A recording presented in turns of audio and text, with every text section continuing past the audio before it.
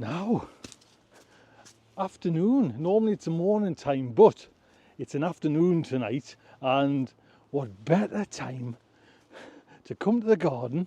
The sun is setting just now. I think it's -3, which is ridiculous, but I thought it's the perfect time to come and have a little tour of the garden. Yes, the depths of winter.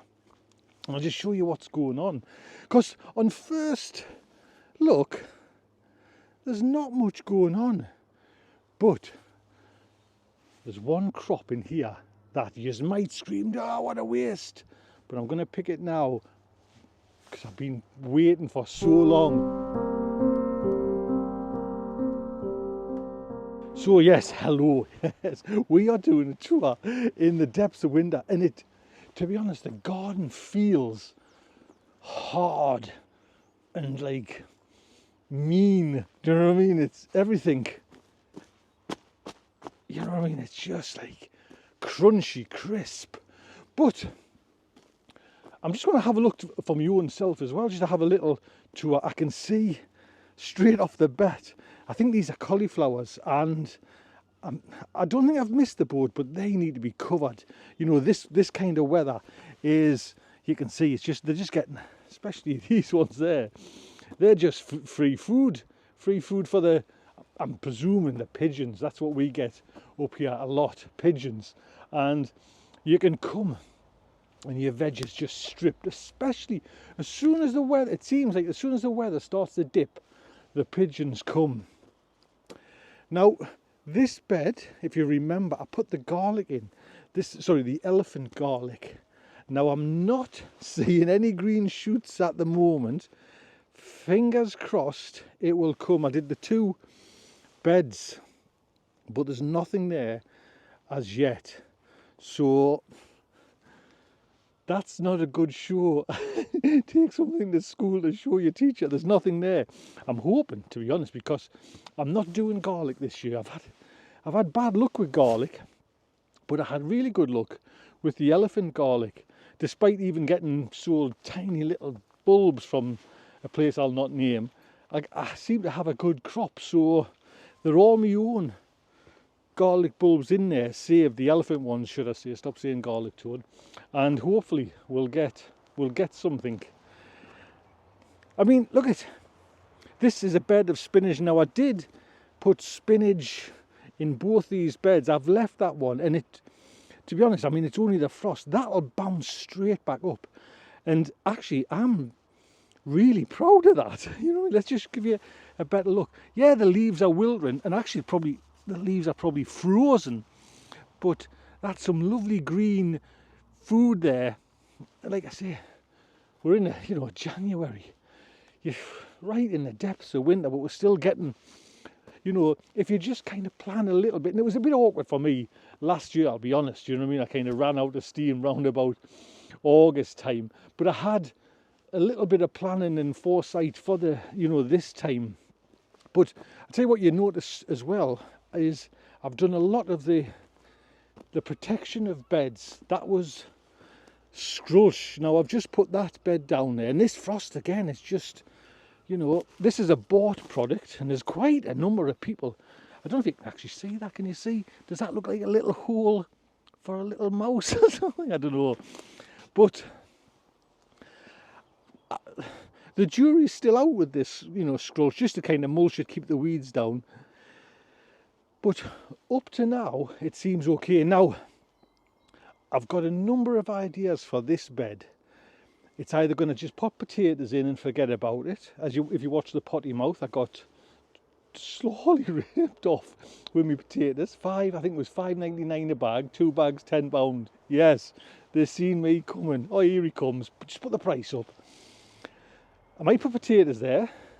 I might do a herb garden there, or I might go back to, I did the crimson crushed tomatoes there, and I had a lovely crop. Now, it's hard to imagine, because my fingers are numb, that in summer this wall gives off a lovely bit of heat. I think that's what, I had a good crop with, and it just helped the tomatoes. So the jury's still out what I'm going to do with that bed.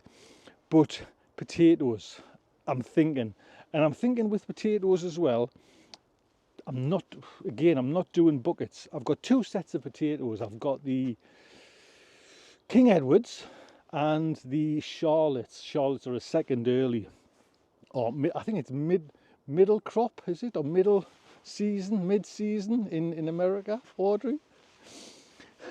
Get that sorted out, please. So they're my potatoes for next year. And I don't know, I'll just show you around there. We can see 1, 2, 3, 4. There's 5. I think there's possibly another bed with heavy duty cardboard. It's getting battered by the storms. You know, even I mean, you can listen. That man's just solid. It's getting battered. You know, you can see bits flying off and everywhere. But at least it's, you know, compostable. It'll go down. But again, that's on to just keep them weeds going. You know what I mean? Just sorry, not going. That's the last thing I want. Keep them down. You know, because as soon as spring starts, there'll be a way up. Now this bed, and it always has been and always will be, my rhubarb bed. Now I got 2 crowns, and always the second crown, which is, it's hard to see, has been a slightly inferior. This crown takes over the whole lot, and I get so much it's like silly. Not this year, maybe next time I'll split that crown and move it over so they're kind of both even. But the rhubarb, and that's, you know, I mentioned, I think, in the last video, when you get like praise off people for growing stuff. Rhubarb is one of the things that's like a no-brainer. Do you know what I mean? Just like give people your rhubarb, because you get too much of it, and I can eat a lot of crumble, you know. And the just like, oh, that's lovely. Oh, God, lovely crumble with that. So yes, as you can see there, it's me, and it's the problem as well with the things. These were beetroot. I've just left them in. I haven't bothered. I got them kind of weeded and everything, but you know, when everybody came up, I was keen to kind of try them still, but again, they're still there. But they were actually sown, and I don't think I'm going to go down that route again. They were sown with the tissue paper. You know, they're already impregnated into the tissue paper. I think I'm just going to go back to module, you know, like sowing 3 or 4 seeds in a little module and then transplanting them out. I didn't have much luck with them, and to be honest, I don't know, I'm going to go back to maybe just purely as well, maybe just to try a different variety. I think you can only get a certain couple in this kind of tissue paper bit. Now, Brussels sprouts, they're not as good as what I'd hoped. I got one crack. I'm going to leave them. Hopefully, like the springtime, they might kind of turn. But there's quite a... Do you know what I mean? What's that? You know, what? They are terrible. You know, and I put 2 bags of shop-bought manure on there as well, because I thought the soil might be a little bit iffy. Now, I've had 2 stalks of the Brussels sprouts. One was for Christmas, and it was lovely. I'd give it to the daughter. Was making Christmas dinner there, and brilliant success. But not all of them. You know, probably, I'll just turn you around. I mean, that's not bad, that one there, but there's a lot of compost there. But there is another one I want to show you in a little bit later. A benefit of having terrible Brussels sprouts. So we've got some, again, they're going to get hammered if I don't get sorted out, Savoy cabbage. You know, and they'll come in the springtime, great, but at this moment, I'm feeding the wildlife, that's what I'm saying. Now this has been, again, I think it was due to time, and that's me time, but these are my sprouting broccoli, and I've got 3, and they're all looking a bit terrible, if I'm honest. I thought they were being way better than that, but I had a good crop last year. I fed that bed again, you know what I mean? So, but I think I put them in a little bit too late, and either the roots had rotten off, or they got, you know, like cabbage root rot or something, you know, some bug got a hold of them, but there wasn't many roots on some, and anyway, they're the only 2 that 3 that survived. Cabbages, cabbages, cabbages, cabbages. Now, as you can see, I've been kind of picking the cabbages, but what I did have to do with each and every one of them cabbages was go down to almost like the bare metal to get away from kind of slugs and snails and puppy dog tails. More hassly than what it was worth. And we talked on the Pottymouth Garden show, you know, like doing cabbages in the middle of summer, because they were, I'm not sure when I put them in, but it was, you know, that kind of summery time, and they've lasted. Why do that when they're just going to get battered with kind of cabbage whitefly, all the pests and that, put flowers in? So maybe we do that. You know, Audrey's a big now is going to try something totally different in our garden. That's real fools. Real food comes dirty, not real fools. And just, you know, like a constant too much and a glut, and maybe try flowers. So maybe a couple of beds I might turn over to flowers. Cavell Nero, as you can see, and as you can see again, to be honest, I'm not that fussed, but a little bit of pecking there from the thing, but we can still get some lovely, you know, I can still get a few nice crops from that, which is fantastic. Now, it doesn't look that good, I'll be honest, but I think it's just the frost, and I'm sure it'll come back.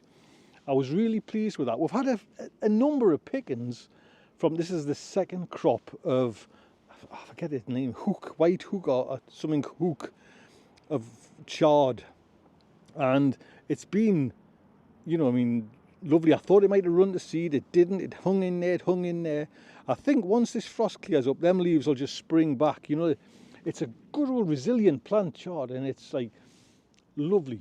Olive oil, chop down a garlic, bit of like chili flakes in there, chop that up, fry it off, get it all nice, bit of goat's cheese on the top. You cannot go wrong. Cannot go wrong.